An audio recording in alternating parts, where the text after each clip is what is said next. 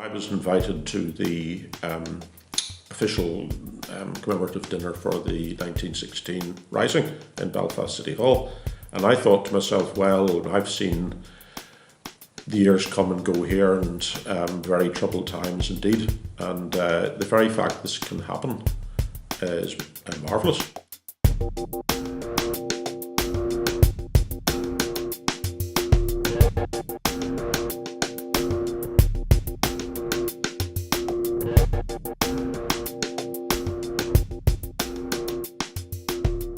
My name is Ian Wilson. I'm currently the chairman of the Northern Ireland War Memorial, which is a charity set up back in the 1960s by the government to do as it says. It was to commemorate people from Northern Ireland or Ulster in the First World War who lost their lives, who served, but also very much involved with what life was like on the home front, and also the American presence. There's a very definite requirement to recognise the link with the American forces. It's not a charity that raises money, it's a registered charity, but it disperses grants. It organises a very, very robust educational programme. It produces publications, and it's actually going, although I set myself, from strength to strength. And there's a great public interest, especially this year. Well, we had to think very carefully about this because we're a relatively small organisation in terms of full-time staff. So there was so much happening that it was considered to be not very advisable to try and rival the bigger events. However, there was a lot of careful thought given to it, and we liaised very carefully with Belfast City Council over what they were doing, especially for the Somme. We also took an interest and marked the Easter 1916 events, and there was maybe an eyebrow or two raised about that, but it was very quickly pointed out that there was over 100 members of the British forces were killed. In fact, quite a number of them were Irish. In fact, several from Ulster, quite a number from Ulster, in fact. And it was part of our remit to look into this, which is all very, very interesting and very much forgotten stories. Regarding the Somme, we did have an event on the 1st of July, but apart from bringing out a book by the military historian Richard Doherty of his research, we deferred to the major events which are happening with the Belfast City Council. But the Belfast City Council have a very, very active and admirable diversity working group, and they liaise with us. We've met them over various issues and will continue to do so. So that is broadly our remit for 1916. Well, I thought about this, and a very obvious thing personally is that it was the year in which both my late parents were born. So that gives me when I think about this, it gives me a certain amount of perspective on it. But to expand from that very personal thing, one thing I suppose you could easily overlook is that normal life went on. And that to me is quite interesting. And it's a dimension that needs to be always borne in mind, I expect, in dealing with all historical events. In my previous job, I was the manager of North Down Museum in Bangor, and we had a complete archive of the local newspaper, which was fascinating because in the First World War especially, censorship didn't apply so much, not very much at all. And the papers were able to print all kinds of things that later in the Second World War the censor would not have allowed. But quite apart from that, they were reporting on events in the Western Front. I mean, reporting in a way that normally would be reported, you think, by national papers, but it was pre-wireless and pre-television. Even a local paper was presenting what was happening there. But the interesting thing to me was the juxtaposition of daily life, daily parish politics, and the fact that people were still arriving in Bangor, which was a very thriving holiday resort, would be the equivalent of Bray or Tramore, Kilkee, or somewhere in the north, one of the main Irish holiday resorts like Portrush. People were still coming from Scotland and England, as they had done, for their holidays. Life was going on, and also it gave an insight into the stereotype that I certainly had, was that when war came, the streets and towns of Ulster emptied of all able-bodied young men. But that wasn't the case at all. And the paper is concerned by what we would now call antisocial behaviour among young men, and why did these men not join up? And it raised an interesting point, countering the stereotype of the war. Another counter is the fact that people had the reasons for not joining. The concentration always is the great numbers of people who joined the 36th Ulster Division or the Connaught Rangers or so on. But the reasons why people didn't go, and how many didn't go, because obviously there's no conscription here. But the local papers, I found them absolutely fascinating. And even quite recently, actually, since I retired, one of my successors found something that was not reported in the papers. And it was a women's peace rally in Bangor in 1917. And this was absolutely fascinating. This girl is a World War I project officer, appointed with grant aid for a couple of years. But she found out something that didn't appear in the local paper, that the local women, or some of them, had tried to organise a peace rally. And that is something the paper probably deliberately did not, or maybe was forbidden from reporting. But it was just another interesting insight into daily life and challenging the stereotypes. Well, like everyone else, I suppose, I had a pretty fixed idea over the years until I started to think about it a bit more and read a bit more and watch so many excellent programmes. And we all went, the board and all the staff, we all went together in September last year to Collins Barracks, and we heard all about the plans, the government's plans for the 1916, and we all got a copy of the very lavish and very carefully thought out booklet, and with the panel of historians. We also went to visit afterwards Island Bridge Cemetery, or Island Bridge Memorial Gardens. So it was a day that focused my mind on events, and reading around it and so on. I see now that my ideas were, I had never taught anything about 1916 at school. Reading about the people who were involved in the years leading up to 1916, I wasn't aware that there was so much in the way of radicalism, socialism. There was a strong women's element in all this. It made me more aware, hopefully fairly aware, more aware of the complexities of Irish politics, in that what led to the change from that kind of atmosphere among young people, especially young people, North and South, Protestant nationalists, who have been overlooked. Why did the new state in the 1920s turn out so differently than these people would have imagined? I saw 1916 as, I suppose in the past, I made the mistake of seeing it as a fixed event. I suppose we're guilty of that with all events, from 1066 to the years. You think of that event and that's a beginning, a middle and an end.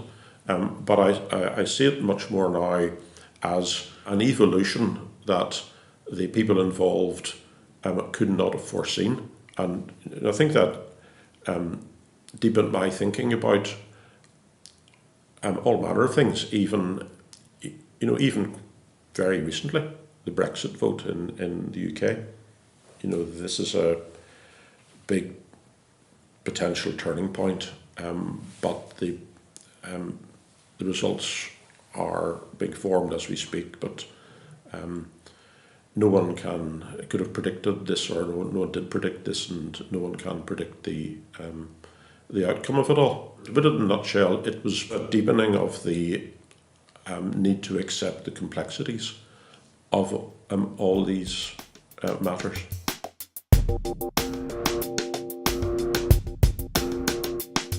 There's been the most enormous number of excellent, high-quality books and television, radio programmes. I think that Belfast City Council deserves the most enormous credit for marking it in the way that they have done by the series of events, as they did with 1916, with the absolute minimum or almost complete absence of any political edge being seized on by any particular faction. The Somme, to me, strangely, and having read books and been involved in the production of Richard Doherty's book and attended the grand official dinner and so on, the Somme and those years, and this would apply, I think, to the Rising as well, it actually seems closer now than it did as I was growing up. I grew up 1950s, 60s, and events like that seemed further away. And it wasn't just because when you're young, things that are a long time ago are a long time ago, and you can't differentiate maybe between decades and centuries. And I've talked to other people about this, and they would agree. I think that historical events, the Easter Rising, the Somme, many others, I think there's far more people who are informed and interested about all this, and it's not just because of good television and excellent books. That's important too. But I think one of the things that's made a huge difference to the study and the awareness of history is the fact that so many records are online. But even more important than that, I see a direct beneficial product from the huge interest in family history. And what I can see happening, I can see this happening and beginning to happen when I was in the museum world. More and more people were coming, trying to find old photographs, street directories and so on. What is happening is that so many people are so fascinated by their family history and can access the records far more easily than they could. Obviously, a great many are finding that they have forebears who were involved in the armed services or were caught up in political events or lived in Dublin at the time of the Rising and so on. And so because of this, these are people who wouldn't otherwise have gone into the matter. Because of this, they get very, very interested. And there'd be very, very few families in Ulster, probably Ireland too, that did not have someone involved in one way or another in the First World War. I mean, we know the statistics for the Somme, and they're horrifying. I was in Bushmills recently at the unveiling of the statue to the local VC winner, and even in a small village like Bushmills and the surrounding countryside, there were over 100 young men were killed. So anyone interested in tracing their family tree for the Bushmills North Antrim district is going to come across a connection, almost certainly, and that brings that. Then they want to find out more, and the fact that information can be shared so easily by social media, Facebook, all kinds of Facebook groups, because the photographs that used to be, it happened to me in the museum, people would reach in and would say, look at this old photograph, they had a photograph. Now that can be, it can be improved, it can be scanned, and it can be shared. And it brings these people, their faces, into far more homes. Whereas in the past, people would have to go and make an appointment with the National Archives in Dublin or the military or regimental records. In other quests, I myself remember going to Glasgow and to Dublin and making appointments and going to. And now a great many of those records are online. And so people, in the comfort of their own home, and that I think is very, very important in the greater awareness of history, family history, and the easy availability of records, which I can see now, with the benefit of a few decades of involvement, I can see in a way that people growing up native, as it were, to this kind of technology can't really appreciate. I can see the great changes, and very much for the benefit, not just for knowledge of history, but I think for the awareness of the complexities. Because people sort of in your family do really need to take on board the complexities of life. They find unexpected criminals or skeletons in the cupboard or legitimate children, and I think that's healthy. I think people do then recognise in a way that in the past, I think when I was growing up, most families, there were sides they didn't talk about. I also think we're talking about not talking about things. I think for the Somme was such a shock, such an appalling shock that we can't quite, thankfully, appreciate. I think that they simply wanted to put it behind. It was human nature. And I also think the same thing about another traumatic event, the Blitz. There's been some talk about why Belfast, and what a shame it is that Belfast City Council have never erected a permanent memorial with the names of all the people killed in the Blitz. They do have one for the Titanic with the names of everyone in City Hall grounds, yet only a relatively small, only a fraction of those people were Irish. But I don't tend to blame the City Council. I think that once peace came, I think people were traumatised. They wouldn't have used that word then, but it was a war fought by young men. They were all coming back. They wanted to get married, get jobs, get houses. And they wanted, it was only many, many years later, a lot of these veterans, as they would be, think back and they think we were part of history. So I think that's a factor as well.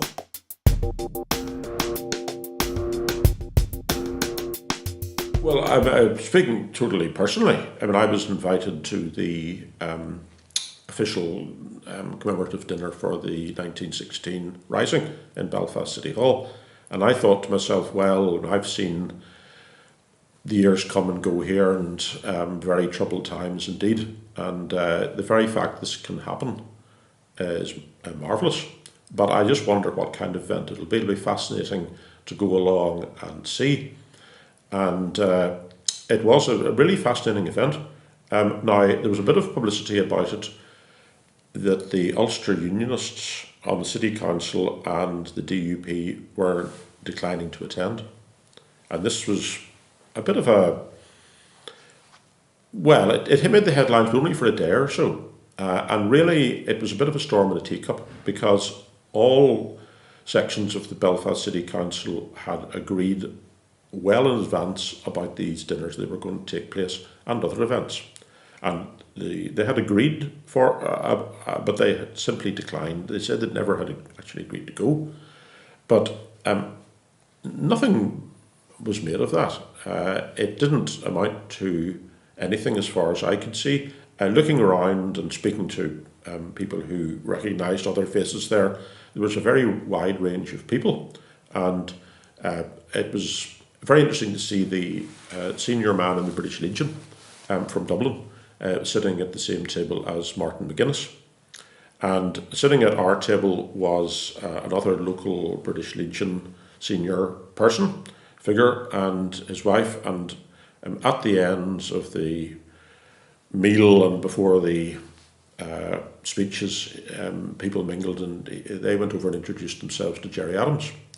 And there was absolutely no hint of triumphalism. People who would be more aware than I would be about who was there were looking around and was saying there was a very ample representation of provisional Sinn Féin or ex-provisional members, but there was no hint whatsoever of any kind of point scoring. And I may say that the Lord Mayor, Sinn Féin, Arthur Carson, spoke first of all, and he made a joke that he was the only Sinn Féin called Carson, and that was a very shrewd way to start. And then his chaplain said grace, and the chaplain was clearly a Protestant clergywoman, and she spoke first in Irish, and you could tell, a bit like the Queen speaking in Irish on our state visit a few years ago. You could tell there was a bit of a murmur of appreciation around the room. So that set a very good tone, if it needed to be set. I don't think it did, but the evening then concluded by a selection of, there was actors and actresses and musicians, and there was a selection of first-hand accounts of the rising, but they were obviously very carefully chosen to represent a range of those participating, which is very much in line with the declared ambition of the organisers of the year, that everyone who took part needed to be recognised and were recognised, with the alphabetical list of those who lost their lives.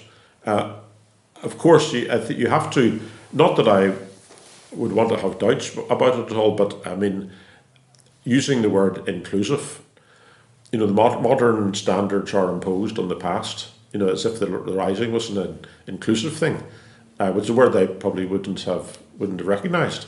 But we were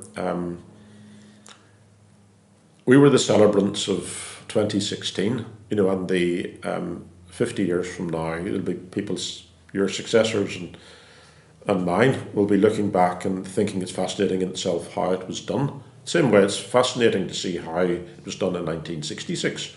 There's been some television coverage. The very fact of how things are done, and the imperatives behind the organisation of commemoration, it's a very interesting subject in itself.